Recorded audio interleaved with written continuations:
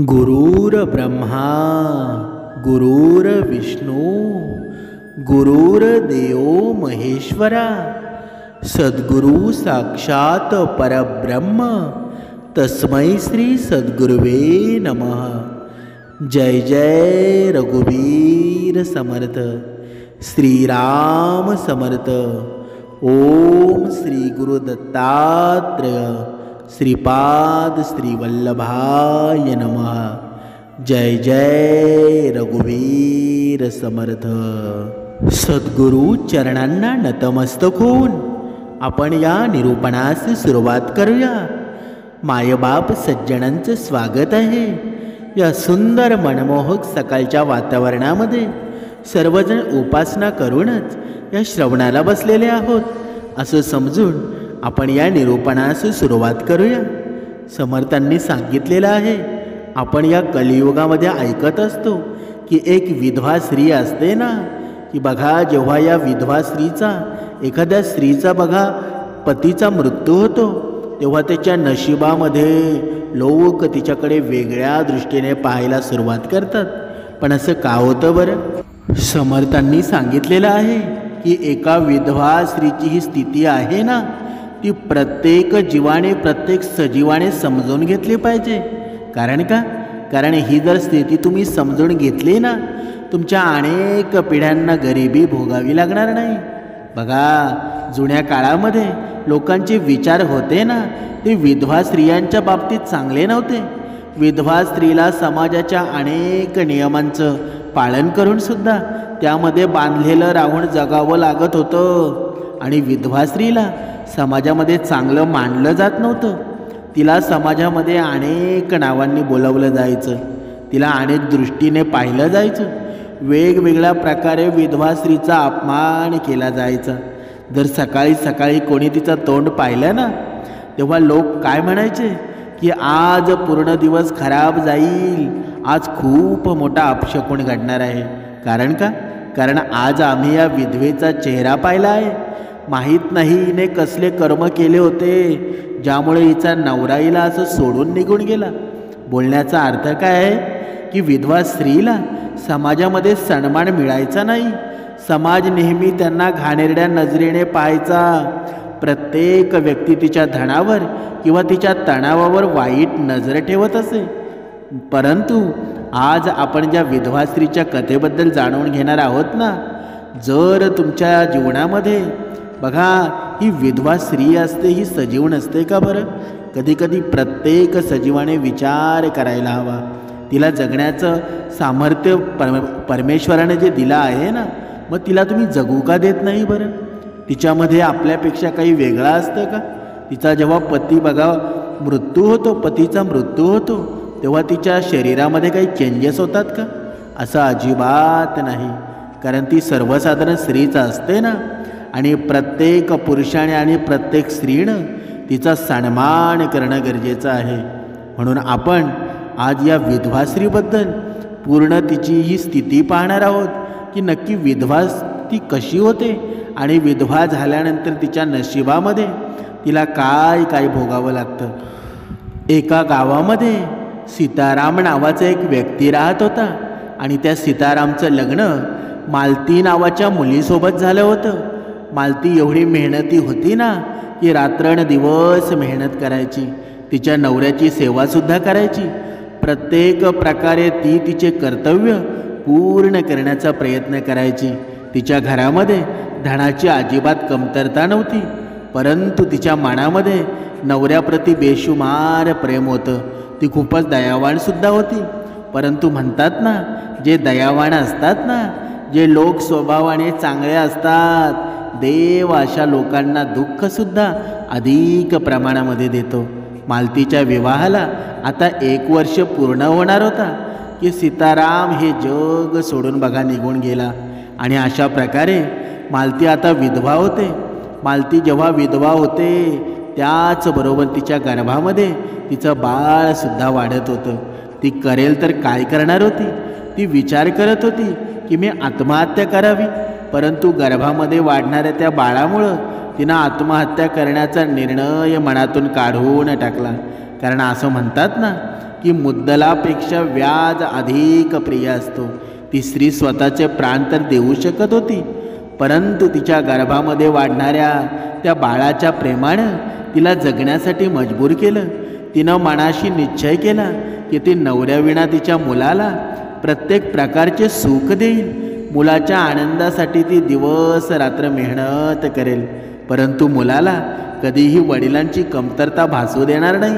आणि असं म्हणतात ना की जेव्हा पण एखादी व्यक्ती असते दृढ संकल्प करतो ना, तेव्हा देवसुद्धा अशा व्यक्तीची मदत नेहमी करत असतो. मोठमोठे डोंगर असतात, देव आपल्यासमोर नतमस्तक करत असतो. मालती आता विधवा झाली होती आणि ती समाजाच्या घाणेरड्या नजरेनं स्वतःला वाचवून दुसऱ्यांच्या घरामध्ये जाऊन घरकाम करत होती. वेगवेगळ्या प्रकारचे काम करून तिचा उदरनिर्वाह चालवत होती. तिला जे काही काम मिळायचं ना ते काम ती करत असे. त्या कामाच्या बदल्यामध्ये तिला जे काही पैसे मिळायचे ना त्या पैशातच ती तिचा घर खर्च चालवत असे. हळूहळू काही महिने व्यतीत होत होते. त्यानंतर मालतीला पुत्राची प्राप्ती झाली. मालती तिच्या मुलाचं नाव विकास असं ठेवते. आणि आता विकास जसजसा मोठा होत होता ना तसं मालती त्याला सांगत असते की तुझे भाग्य जन्मापासूनच खराब आहेत, माझे भाग्यसुद्धा आधीपासूनच खराब आहेत आणि म्हणूनच तुझे भाग्यसुद्धा माझ्यामुळे खराब झाले आहेत. विकास आता हळूहळू मोठा होत होता. मालती दिवस रात्र मेहनत करून मुलाचं पालनपोषण करत होती. त्याला चांगले कपडे ती देत असे. म्हणजेच मालती विकासला त्याच्या वडिलांची कमतरता कधीही जाणवून देत नव्हती. परंतु म्हणतात ना की वडिलांचं प्रेम काही वेगळंच असतं, ज्याची कमतरता मुलाला जाणवत असतेच ना. आई कितीही प्रेम देऊ द्या, परंतु वडिलांची बरोबरी ती कधीच करू शकत नाही. आणि एक वडील असतात ना आईची बरोबरीसुद्धा करू शकत नाही. विकास हा आता मोठा झाला होता आणि त्याचे मित्र हे गावातील सावकार आणि मोठमोठ्या श्रीमंत लोकांची मुलं होती. विकास त्याच्या मुलांसोबत खेळत असे. विकास त्या शेठ लोकांच्या मुलासोबत राहत असे. तेव्हा त्यालासुद्धा त्याच्या गरिबीची जाणीव होऊ लागली होती. विकास अनेक दिवस याच गोष्टीचा विचार करत राहिला की तो गरीब का आहे, त्याच्या जवळसुद्धा त्या सर्व सुखसुविधा का नाहीत ज्या त्याच्या मित्रांजवळ आहेत. याच गोष्टीचा विचार करत एके दिवशी विकास त्याच्या आईजवळ येतो आणि येऊन आईला म्हणतो, आई, गावामध्ये माझी अनेक मुलांसोबत मैत्री आहे. मी पाहतो की ते सर्वजण खूप श्रीमंत आहेत. त्यांच्या घरामध्ये धनाची कोणत्याही प्रकारे अजिबात कमतरता नाही. प्रत्येक सुखसुविधा त्यांच्याजवळ आहेत. परंतु आई, आपल्याकडे इतके पैसे का नाहीत बरं? आपण इतके गरीब का आहोत? आपल्याला तर 2 वेळचे अन्नसुद्धा व्यवस्थित मिळत नाही. देवाने आपल्याला इतकं गरीब का बनवलं आहे? आई, आपण इतके गरीब का आहोत?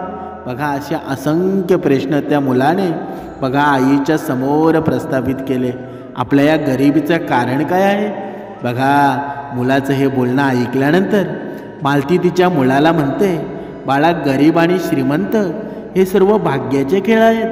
देवाने ज्याला जसं बनवलं आहे ना तो तसाच बनत असतो.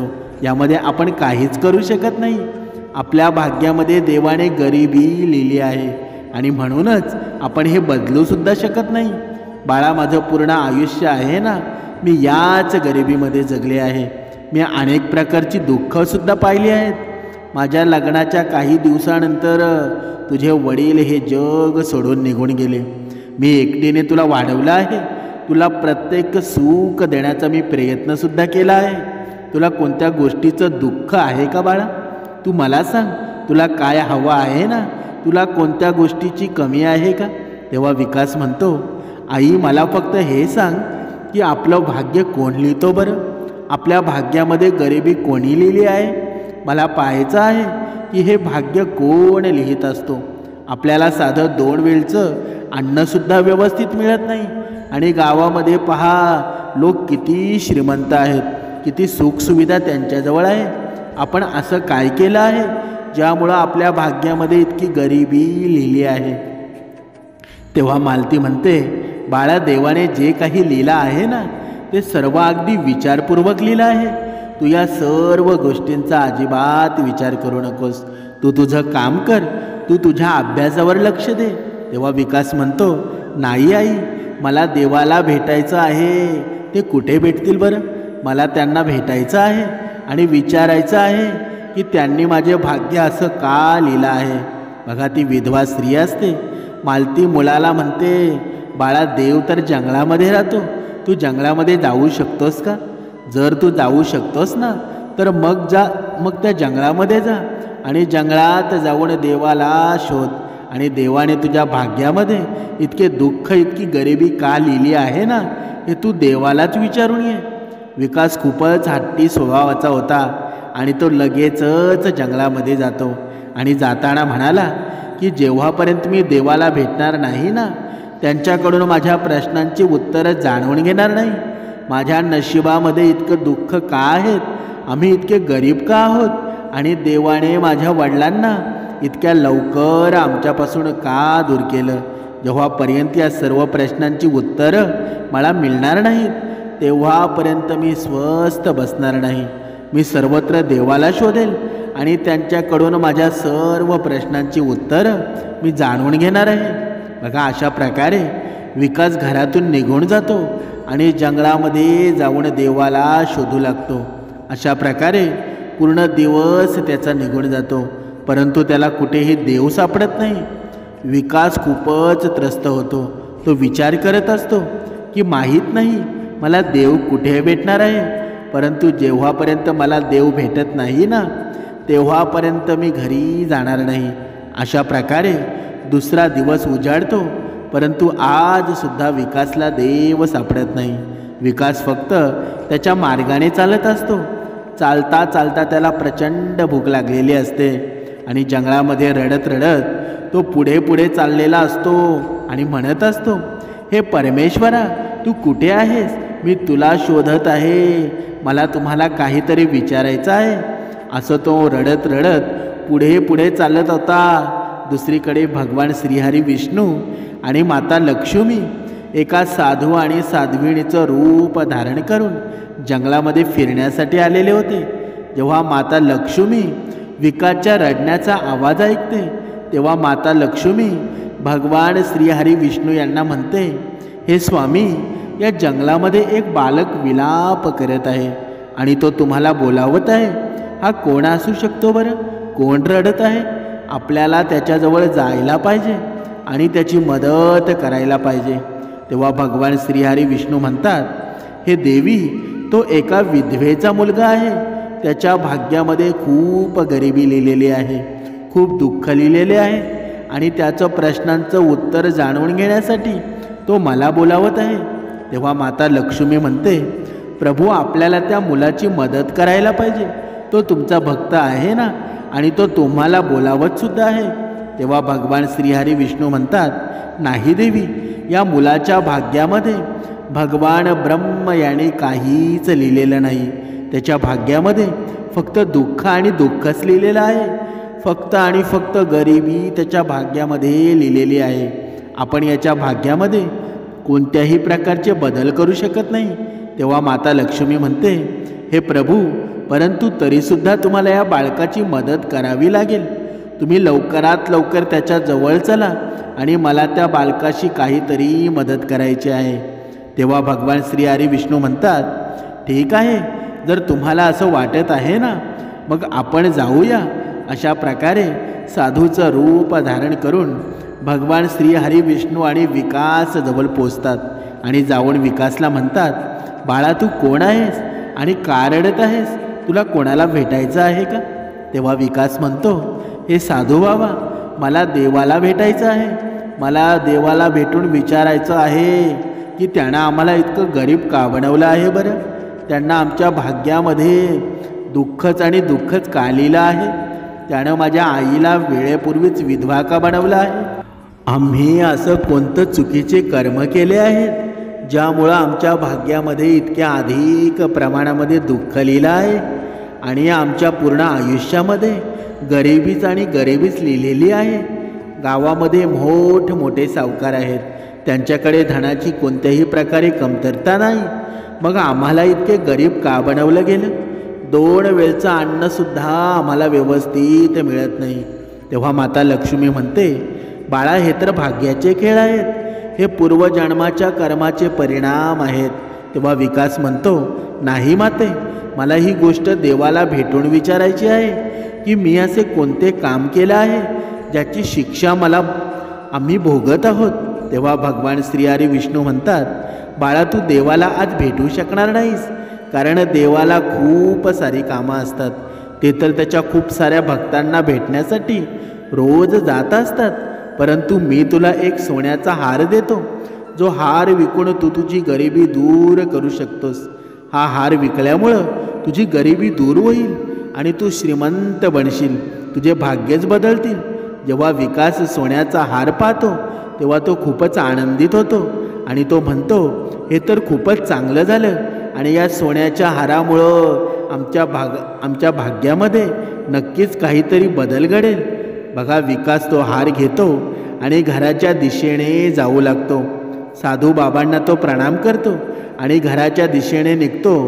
रस्त्यात विकास विचार करत असतो की जेव्हा माझी आई हा सोन्याचा हार पाहिल तेव्हा ती खूपच आनंदीमध्ये होईल. या हारामुळे आमची गरिबी नष्ट होऊन जाईल. आम्ही सुद्धा चांगले चांगले कपडे घालू, आम्ही सुद्धा चांगले चांगले अन्न खाऊ, काही पैशातून मी नवीन व्यापार सुरू करेल.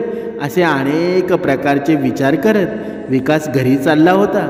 अचानक रस्त्यामध्ये विकासला बघा शौचक्रिया येते आणि जेव्हा त्याला शौचक्रिया येते तेव्हा तो त्या हाराला एका दगडावर ठेवतो आणि शौचक्रिया करण्यासाठी निघून जातो. इकडे एक गरुड तो सोन्याचा हार पाहतो आणि त्याला वाटतं की तो काहीतरी खाण्याची गोष्ट आहे. तेव्हा तो गरुड त्याच्या पायामध्ये तो सोन्याचा हार घेतो आणि उडून जातो. विकास जेव्हा पाहतो की एक गरुड त्याचा सोन्याचा हार घेऊन उडून चालला आहे तेव्हा विकास काही अंतरापर्यंत त्या गरुडाचा पाठलागसुद्धा करतो. परंतु यापेक्षा अधिक तो काहीच करू शकत नव्हता. तो गरुड तर आकाशामध्ये उडत होता. हा सर्व प्रकार पाहून विकास भरपूर नाराज होतो. तो म्हणतो, कसं बेसं माझं नशिबाचे दरवाजे उघडणार होते, परंतु ते सुद्धा उघडता उघडता राहून गेले. मी पुन्हा गरीबाचा गरीबच राहिलो. विकास खूपच दुःखी होतो आणि रडू लागतो आणि तो त्याच्या घरी निघून येतो. घरी खूपच उदास होऊन तो आईजवळ जातो आणि म्हणतो, आई, आज माझे नशीब बदलता बदलता राहून गेले. आज माझी गरिबी संपणार होती, आपलं चांगलं दिवस येणार होते, परंतु काय करणार, एका गरुडामुळे आपण पुन्हा गरीबच राहिलो आहोत. तेव्हा त्याची आई म्हणते, बाळा, जे भाग्यामध्ये लिहिलं आहे ना त्याला कोणीही बदलू शकत नाहीत. तू उगाच स्वतःला त्रास करून घेऊ नकोस. तेव्हा विकास म्हणतो, नाही आई, मी उद्या पुन्हा जाईन. मी पुन्हा उद्या देवाला भेटेल आणि मी देवाला विचारेल की देवाने आपल्या भाग्यामध्ये इतकी गरिबी का लिहिली आहे बरं. देव माझं हे बोलणं ऐकून आपली गरिबी नक्कीच दूर करतील. अशा प्रकारे जेव्हा दुसरी सकाळ होते तेव्हा विकास पुन्हा घरातून निघून जंगलाच्या दिशेने जातो आणि जंगलामध्ये जाऊन तो देवाला हाका मारू लागतो. तो त्याच ठिकाणी पोचतो जिथे काल त्याला साधू आणि साध्वीणीच्या वेशामध्ये भगवान श्री हरी विष्णू आणि माता लक्ष्मी भेटले होते. तिथे जाऊन तो पुन्हा रडू लागतो आणि देवाला हाका मारू लागतो. भगवान श्री हरी विष्णू आणि माता लक्ष्मी पुढच्या दिवशी सुद्धा तिथे प्रकट होतात आणि म्हणतात, विकास, आता तुला काय त्रास आहे? तुला कोणत्या गोष्टीची चिंता सतावत आहे का? मी काल तुला सोन्याचा हार दिला होता. तो सोन्याचा हार तुझी गरिबी दूर करण्यासाठी पुरेसा ठरला नाही का? आज असं काय घडलं आहे की तू पुन्हा इथे आला आहेस? तेव्हा विकास काळ जे काही घडलं होतं ना ते सर्व भगवान श्रीहरी विष्णू यांना सांगतो आणि म्हणतो, हे बाबा, तुम्ही जो हार दिला होता ना तो हार रस्त्यामध्ये एका गरुड घेऊन उडून गेला. आता मी काय करू? मी गरीबाचा गरीबच राहिलो आहे. हे साधू बाबा, आता तुम्ही काहीतरी असं करा ज्यामुळे माझी गरिबी नाहीशी होऊन जाईल, आमचं भाग्य उजळून निघेल, जेणेकरून आम्हाला सुद्धा चांगले जीवन जगायला मिळेल. तेव्हा भगवान श्रीहरी विष्णू म्हणतात, बाळा, तुझे मी भाग्य बदलू शकत नाही. जर तुला तुझी गरिबी दूर करायची असेल ना तर तुला ब्रह्मदेवाजवळ जावं लागेल. ब्रह्मदेवच तुझे भाग्य बदलू शकतील, तुझी गरिबी दूर करू शकतील. विकास विचारतो, हे प्रभू तुम्ही मला सांगा, ब्रह्मदेव मला कुठे भेटतील? तेव्हा भगवान श्रीहरी विष्णू विकासला ब्रह्मदेवांचा पत्ता सांगतात. पत्ता घेऊन विकास ब्रह्मदेवाला भेटण्यासाठी निघतो. ब्रह्मदेवाजवळ पोचल्यानंतर विकास ब्रह्मदेवाला म्हणतो, हे प्रभू मी विकास आहे. तुम्ही माझ्या भाग्यामध्ये इतकी गरिबी का लिहिली आहे बरं? माझ्या आईच्या भाग्यामध्ये इतकं दुःख तुम्ही का लिहिलं आहे? आम्ही असं कोणतं कर्म केले आहेत की ज्यामुळं आम्हाला 2 वेळचं अन्नसुद्धा मिळत नाही? आमच्या गावामध्ये इतके मोठे श्रीमंत सावकार आहेत ज्यांच्याकडे धनाची कोणतीही प्रकारे कमतरता नाही. ते लोक तर धनाचा दोन्ही हाताने खर्च करत असतात, आणि तुम्ही आम्हाला इतके गरीब का बनवलं आहे की आम्हाला 2 वेळचं अन्नसुद्धा व्यवस्थित मिळत नाही? तेव्हा ब्रह्मदेव म्हणतात, बाळा तुझ्या भाग्यामध्ये फक्त गरिबी आणि गरिबीच लिहिलेली आहे. तुझे हे भाग्य कोणीही बदलू शकत नाही. ते भाग्य आम्ही सुद्धा बदलू शकत नाही. जे भाग्यामध्ये लिहिलं आहे ना ते तर भोगावंच लागणार आहे. तेव्हा विकास म्हणतो, हे प्रभू तुम्ही तर स्वतः परमेश्वर आहात. तुम्ही मला असा कोणता तरी उपाय सांगा ज्यामुळे मी सुद्धा चांगलं जीवन जगू शकेल, चांगलं आयुष्य जगू शकेल. मला सुद्धा श्रीमंत बनायचं आहे आणि मला सुद्धा सुखी आयुष्य जगायचं आहे. जर तुम्ही असं करू शकला नाहीत ना तर माझ्या काही प्रश्नांची उत्तरं मला द्या. तेव्हा ब्रह्मदेव म्हणतात, बाळा तुझ्या भाग्यामध्ये जे काही लिहिलं आहे ते मी बदलू शकत नाही, परंतु मी तुला एक अंगठी देत आहे. या अंगठी तुझी गरिबी संपू शकते. अशा प्रकारे ती रत्नजडित अंगठी ब्रह्मदेव विकासला देतात आणि म्हणतात, तू ही अंगठी विक आणि तुझी गरिबी दूर कर आणि तुझं आयुष्य तू सुखी समाधानपणाने जग. बघा विकास अंगठी पाहतो तेव्हा म्हणतो, ठीक आहे, या अंगठी विकून जे काही पैसे मिळतील ना त्यामुळं आमची काहीतरी गरिबी दूर होऊन जाईल, माझ्या भाग्यामध्ये काहीतरी बदल घडेल. असा विचार करत विकास घराच्या दिशेने निघतो आणि जंगलात चालत चालत अनेक प्रकारची स्वप्न पाहत विकास घराच्या दिशेने येत असतो. रस्त्यामध्ये त्याला एक तलाव लागतो आणि चालत असल्यामुळे विकासला जोराची तहान लागलेली असते. जसा विकास पाणी पिण्यासाठी त्या तलावामध्ये वागतो ना तेव्हा त्याच्या खिशामधून ती अंगठी त्या तलावामध्ये पडते आणि ती अंगठी एक मासा गिळून टाकतो. आणि बघता बघता विकासचे भाग्य पुन्हा एकदा बिघडून जातं. विकासचं भाग्य सुधारता सुधारता पुन्हा बिघडून जातो. त्याची गरिबी मिटता मिटता राहून गेली. हा सर्व प्रकार विकास अत्यंत दुःखी होतो आणि तो पुन्हा रडू लागतो. तो स्वतःच्या नशिबाला दोष देऊ लागतो. तो म्हणत असतो, माझ्या नशिबाला मी सारखं बदलण्याचा प्रयत्न करत आहे, परंतु माझे भाग्य इतके खराब आहे ना की ते बदलण्याचं नावच घेत नाही. मी पण पाहतोच की माझे भाग्य कसं बदलत नाही बरं.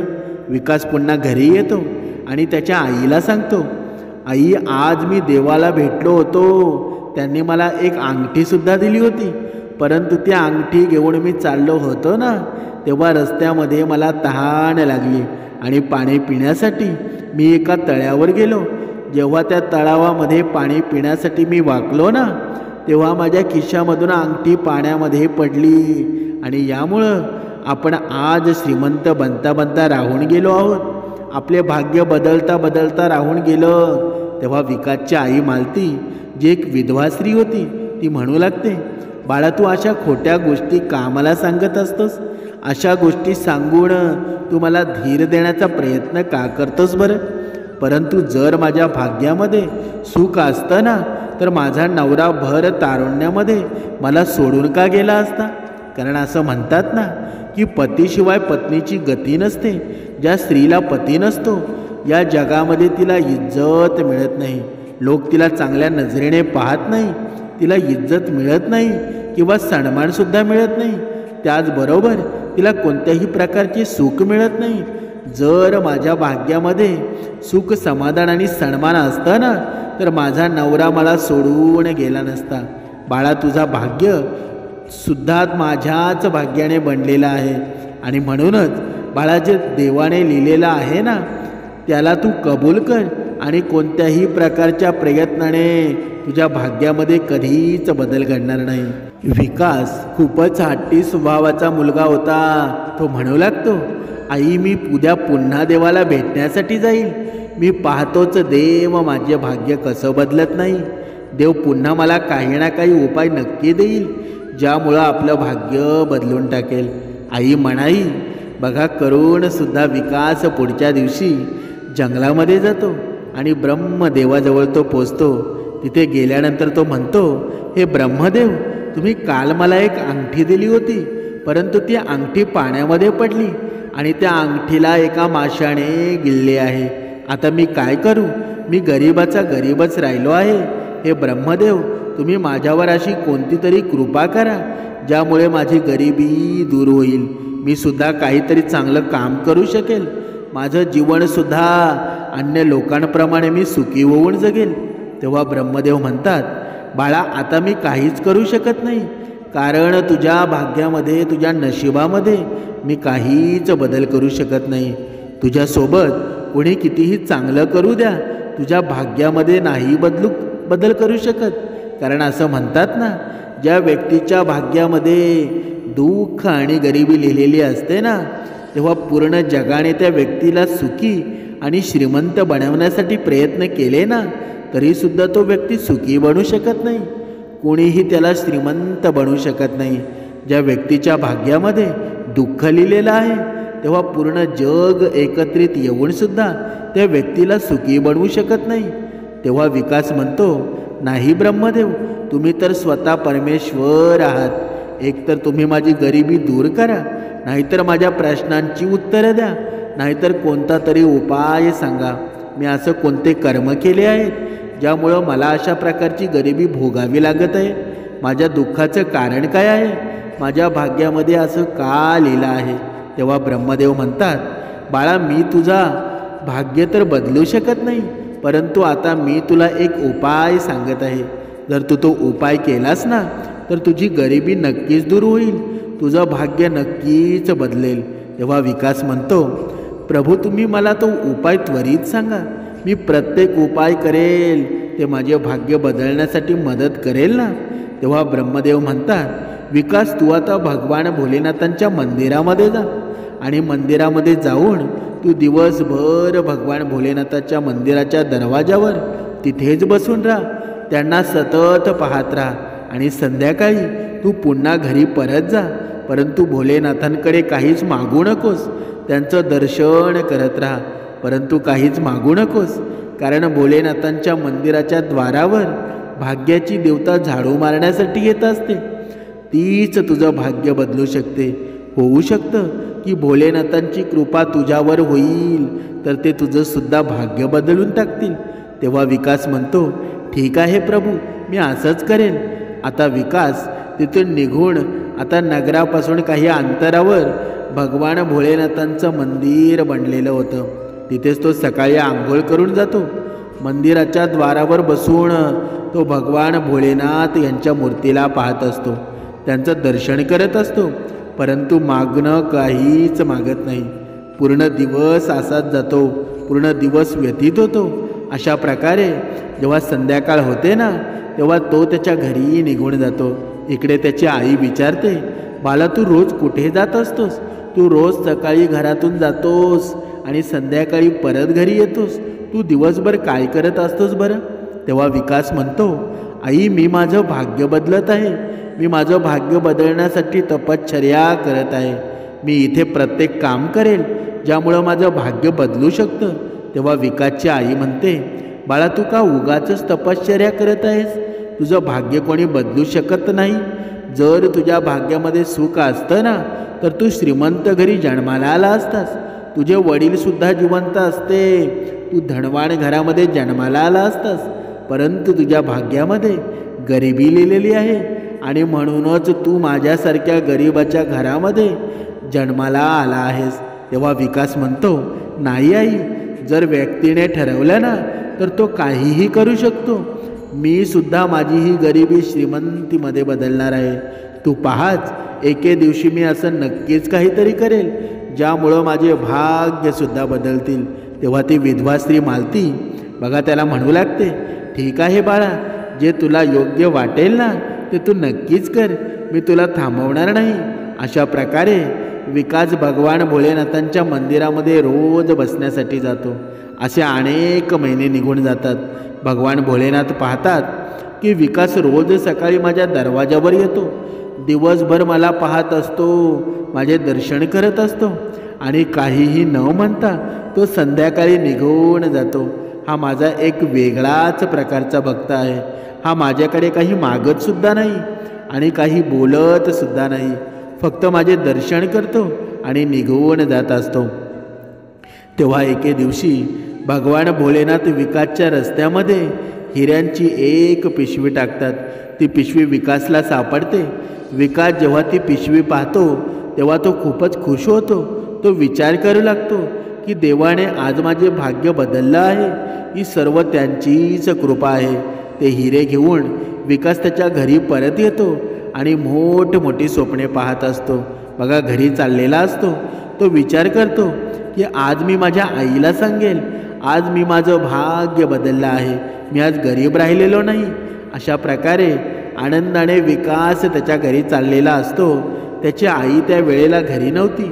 ती गावामध्ये कोणत्या तरी कामानिमित्ताने गेलेली होती आणि विकास हिऱ्यांच्या पिशवीमधील हिरे एका तांब्यामध्ये काढून ठेवतो आणि आनंदाने त्याच्या आईला बोलवण्यासाठी जातो.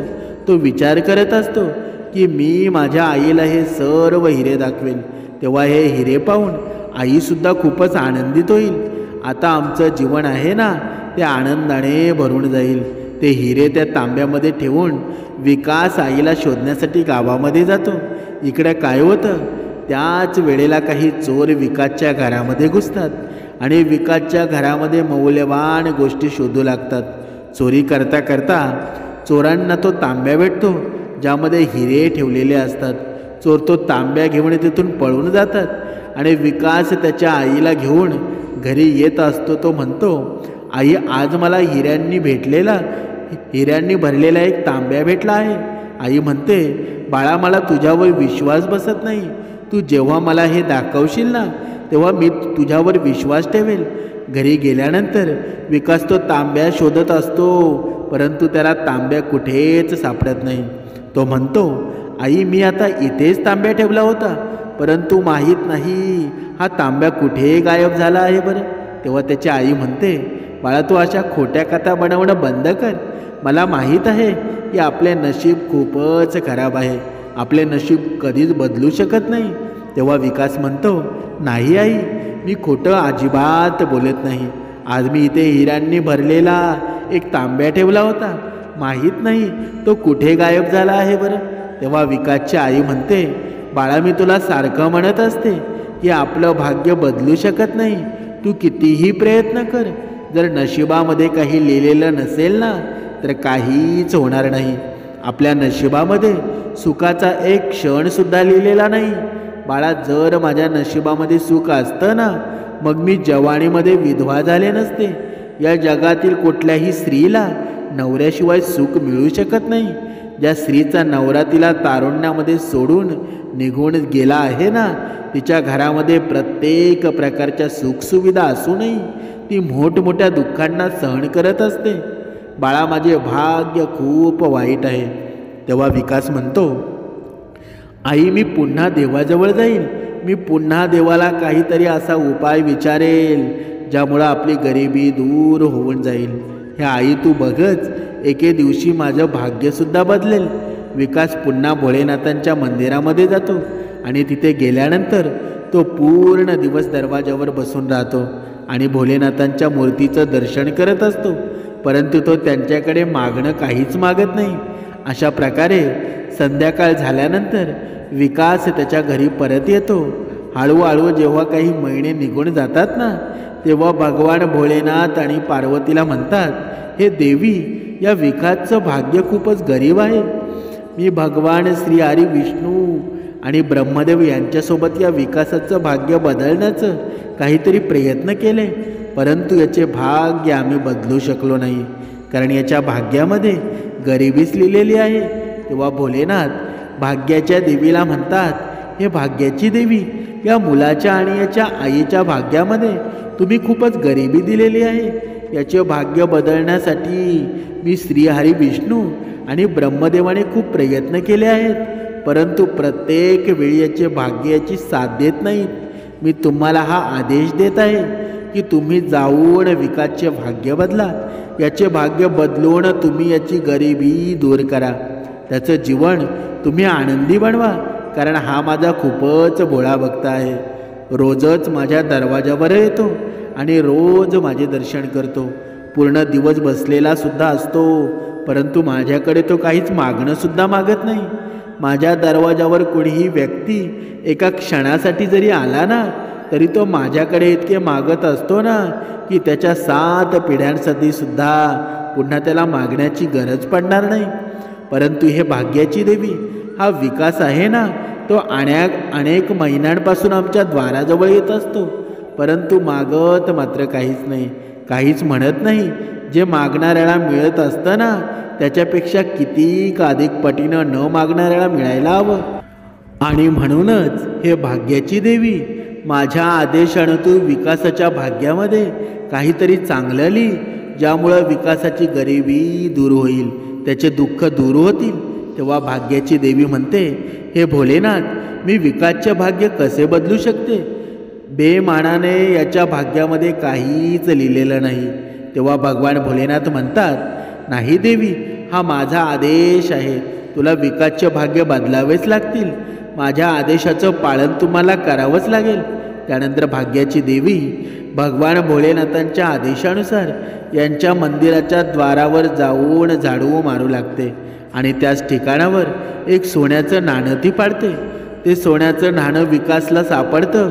तेव्हा विकास विचार करू लागतो की पुन्हा एकदा भगवान भोलेनाथांनी त्यांच्यावर कृपा केली आहे. या एका नाण्यामुळे नक्कीच माझी गरिबी काही अंशानं दूर होईल आणि मी काहीतरी नवीन व्यवसाय सुरू करेल, काहीतरी चांगलं अन्न खाईल. सोन्यानं नाणं हातात घेऊन विकास तिथून जात असतो. तेव्हा तो विचार करत असतो की आज तो हे सोन्याचं नाणं आहे ना, कुठेही ठेवणार नाही. आज तो कोणतीही चूक करणार नाही, ज्यामुळे त्याची आई त्याला खोटारडा समजेल. आज तो एक सोन्याचं नाणं हातामध्येच पकडून ठेवेल आणि आईला नक्कीच दाखवेल. विकास जेव्हा घरी पोचतो तेव्हा आईला सोन्याचं नाणं दाखवतो आणि म्हणतो, आज भगवान भोलेनाथांनी मला हे सोन्याचं नाणं दिलं आहे. आई, या सोन्याच्या नाण्यामुळं आपण आपली गरिबी संपू शकतो. तू बाजारात जा आणि या नाण्याला विकून याच्या बदल्यामध्ये काही भोजनाचे सामान घेऊन ये आणि शिल्लक राहिलेल्या पैशातून आपण आपला व्यवसाय सुरू करू, ज्यामुळं आपली गरिबीसुद्धा दूर होईल. तेव्हा त्याची आई मालती खूपच खुश होते आणि ती म्हणते, बाळा, आज तुझे भाग्य बदललं आहे. आज मला विश्वास बसला आहे की कर्मामुळे आपण आपले भाग्य बदलू शकतो. विकासची आई बाजारात जाते आणि बाजारातून एक मासा ती विकत आणते. ती विचार करते की आज भोजनामध्ये मासा बनवेल आणि त्याच्या मुळाला खायला देईल, कारण गरीब लोकांना असं अन्न कधीच मिळत नाही. विकासची आई घरी येते व घरी आल्यानंतर ती पाहते की तो मासा मेला आहे. तेव्हा विकासची आई त्या माशाला कापते आणि जशी त्या माशाला कापते ना, तेव्हा ती पाहते की त्या माशाच्या पोटामध्ये एक रत्नजडित अंगठी आहे. ती अंगठी विकासची आई विकासला दाखवते आणि म्हणते, बाळा, या माशाच्या पोटामध्ये मला ही रत्नजडित अंगठी भेटली आहे. विकास जेव्हा ती अंगठी पाहतो ना, तेव्हा तो ओळखतो की ही ब्रह्मदेवाने दिलेली अंगठी आहे. तो आईला म्हणतो, आई, हीच ती अंगठी आहे जी ब्रह्मदेवाने मला दिली होती.